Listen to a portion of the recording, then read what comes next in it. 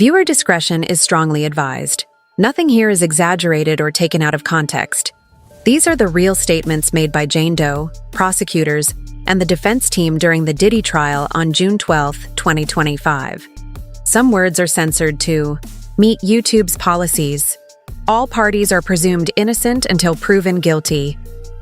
Jane once told Sean, "As your lover, I wanted to please you. What you really wanted was to cuddle with Mr. Combs." She had bought him a mobile LG TV, a gift to make him happy. But after Cassie's lawsuit came out, everything changed. She says she recognized her own story in Cassie's. She confronted Sean while he was already spiraling. Things got tense. A hard month. They played a voice note from Sean in court. "I don't want to be in a relationship like this. Let's end the cycle. I don't want to make anyone feel like I wasted their life." Jane said he always told her, "I'm a solutions person. I just want peace." She replied once, "I tolerated a lot. Don't discredit me." He responded, "Never." She told him he owed her $100,000 per year, $450,000 total, for the time he wasted. She admitted in court that she once considered hurting herself. He told her not to. But she said she had no one, no friends, no circle, just him. Sean still paid her rent, $9,000, but she said she didn't do anything for it. There were parties, flashing in front of a crowd, 7 or 8 people in a room watching a rapper have sex with a woman. The rapper flirted with her, told her, "I've always wanted you." Jane says she felt desired, but used. She introduced Cabral to that world, said he was safe for those kinds of scenes. On her birthday, Sean flew her to Miami. He set up a romantic walkway with candles, pink and silver decorations, a 5-course dinner. Later, they took ecstasy together. Then Dawn came over. She had sex with Dawn in front of Sean. She said she did it because of the way Sean celebrated her birthday. Later, she texted Paul Arthur, "Do you have Valentine's Day plans?" She said she wanted to see Paul for him, not for sex. She testified that after Cassie's lawsuit, Sean changed. He stopped calling himself Polly. He started calling Jane his girlfriend. That meant something to her. Then she saw the leaked video of Sean putting his hands on Cassie. It made her sick, but she stayed with him. She flew back and forth. They drank champagne. But one night they fought. She called him a pedophile.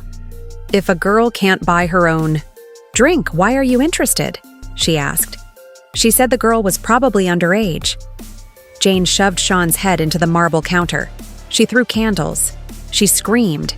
She locked herself in a room, but Sean kicked the door down, then the bathroom door, then the closet. She tried to run, but he kicked her, choked her. She couldn't breathe. She ran down the street, hid behind a wall. She stayed there 2 hours. When she returned, he dragged her by her hair and arms back into the house. He called her crazy. She kept yelling, "Leave me the fung alone." She called the woman she suspected Sean was with. The woman mocked her. Jane shouted, "He's beating my ass." Sean made her listen, then hung up. Then told his assistant to lie and say there was no other woman. After the call, Jane took a shower to cool off. She was naked. Sean walked in fully clothed. He slapped her. She fell. He told her, "Put some ice on it. Put an outfit on." The outfit was lingerie and heels. He grabbed her phone. Texted Anton using her phone, while the screen mirrored to the TV. Anton replied. Sean asked her about him and a mutual friend. She said she didn't know. She lied. She said they were on a break. Anton showed up. She covered her injuries with makeup, played along, acted normal. Sean gave her an evil stare the whole time. Later, Sean confronted her. "How could you go to another man's freak-off?" He yelled. He told her, "Take this pill. You're not ruining my night. Go out and suck his da." She said no. He asked, "Is this coercion?" She took the pill.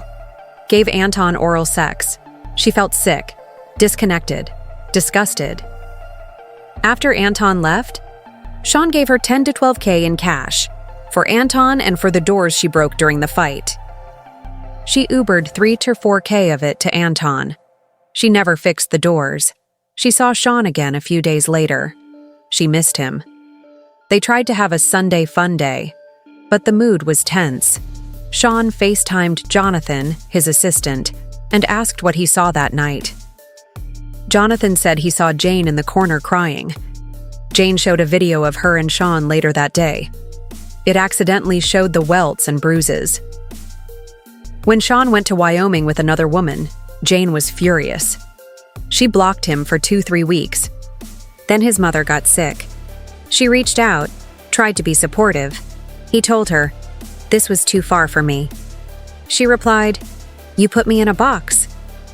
Later, she took a red-eye flight to meet him again. They had a good time, but when she told him she was tired, he snapped. He said, "A man spends all this money on you, and you say you're tired?" He threw water on her, called her a bye, gave her an ecstasy pill. Then Paul came over. Then Dawn. She was given a spray bottle of liquid Molly, sprayed into her mouth. She says it gave her a high-octane sexual rush. She had sex with Paul in front of Sean. Later, she had sex with Dawn in front of him again. This happened at a hotel called 2-Star. That was the last time she saw him, August 2024. She didn't visit him in New York. By then, he had been arrested. She got a subpoena, testified in November, January, and again in June. She now sees a therapist, has her own lawyer. She's paying for everything herself. She ended with, "I'm still processing." And that was the end of Jane Doe's direct testimony. He kept repeating, "How could you go to another man's freak-off?" He meant that rapper. Yes, that one. After that, they texted and called. Jane went to see him. Then she and Sean had an 8 or 9 hour breakup talk. While she was home, with a black eye, Sean was traveling in Wyoming with another woman. Jane clarified, she never had full sex with Anton. It was oral. And it was forced. Combs told her, "I'm not going to humiliate myself for someone named Bear, or for my friend." Friend meant the rapper. He texted her, "Sorry I didn't take you on trips. I was tripping." He brought up her baby daddy, said she and KK would have driven themselves crazy with paranoia. Jane admitted, "I didn't get along with KK." She also admitted she was on OnlyFans, 4 or 5 months in, making good money. She asked Combs why he couldn't balance it. Hotel nights, private flights. She texted, "Did the other girls just pressure you more?" "I didn't. I just want to know what I did wrong." He replied, "That's my friend. Let's just stop here." She reminded him, "We broke up. I only went to one birthday party, not with the rapper, with a friend." She texted again, "I don't even have anything postable." She meant Instagram. "Yes," she confirmed. She brought up her child's father. "I'm in my late 30s. I don't have time to play anymore." She said that part was about him. She also wrote, "I just wanted to travel with you," and sent him a clown emoji. "If I'd begged more, maybe I could have gone on those trips." Eventually, they went to Miami. She picked the hotel. 4 Seasons. They laughed, danced. She finally felt like a princess. But she told Combs, "I really miss Paul." She had taken ecstasy, but she meant it. She called Paul. He came in a few days. They were at 2-Star. She called it a love fest. Then, she revealed something new to the government, just on June 1st. A new memory. Combs splashing water on her. They asked her, "Why did you and Sean call yourselves Kobe and Jordan?" "Because I'm the best, and he's the best." And Shaq? That was about Pamela Anderson's, melons. She texted Sean, "You're definitely my Michael." "Jordan, I'm Kobe." They called it a detox weekend. She texted, "Good morning, handsome." He replied, "Can you please find a therapist?" They loved each other. But it was toxic. Then came the redirect. Prosecution pulled up pages from her chat with Paul. Sean had written, "I'm going to need you to persuade you." She'd never seen that before. She had told Paul about Turks and Caicos. "I'm not a robot. Just tired, sore, and hungry." Sean had insulted her about a bracelet to get her to perform. She wrote, "In that room, I felt like a hoe." She talked about a love contract. Said Combs was good at showering her with affection, and then violating her. Back in May 2021, she asked for a condom. Sean resisted, but eventually gave in. Next time, he mocked her for it. She said she never wanted sex with Cabral. She faked orgasms with entertainers, just to please Sean. She was performing. For him, Sean threatened to release videos of her. That was in December 2023. She told the court she used subtle cues when she was tired. Facial expressions, sighs. His response, "Push through. One more round." She tried to avoid setting up hotel nights. She would navigate the night into something else. She listed locations. 200 Mapleton, once. 2-star, 3 times. 1-star, once or twice. She said it felt unfair. All the pressure. She asked, "Why do I have to break my boundaries and still get treated like this?" She once sent him a photo of her bloody tampon. She texted, "I got childcare. You pick the time."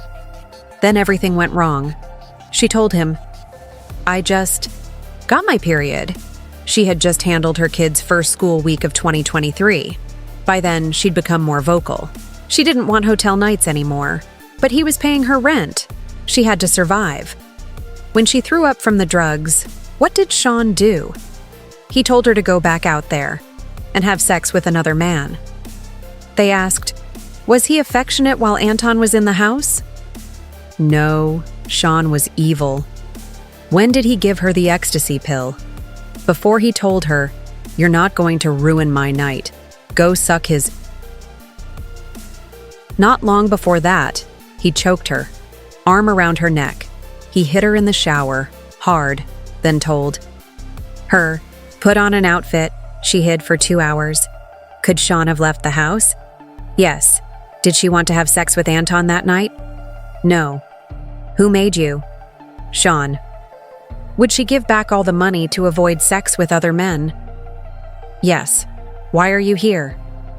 I got a subpoena, so I'm here. The recross began.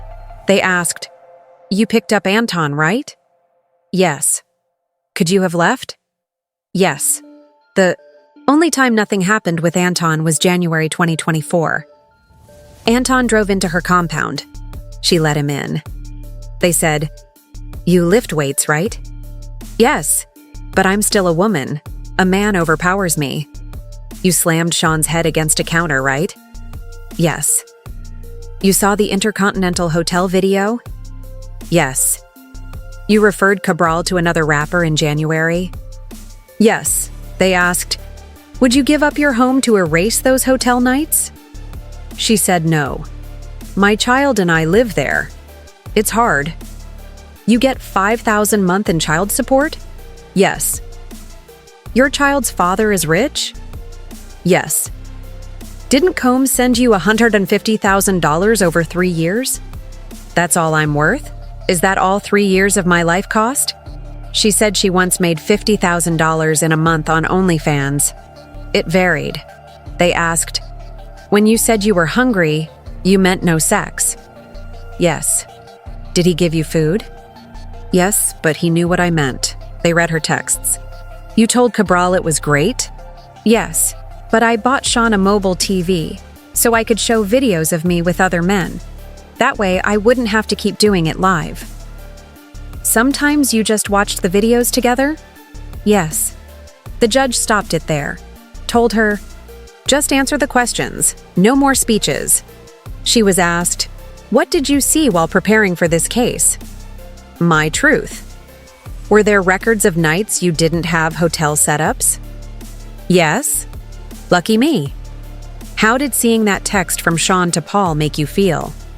How would you feel? Please just answer. Now that I've seen it, maybe I did have a hotel night. Probably. Are you changing your testimony? No. Last question. What violence did Sean commit before asking you to pick up Anton? He slapped me. That was the end of Jane Doe's testimony. What do you think? Did this help the prosecution or the defense? Let me know in the comments. See you tomorrow.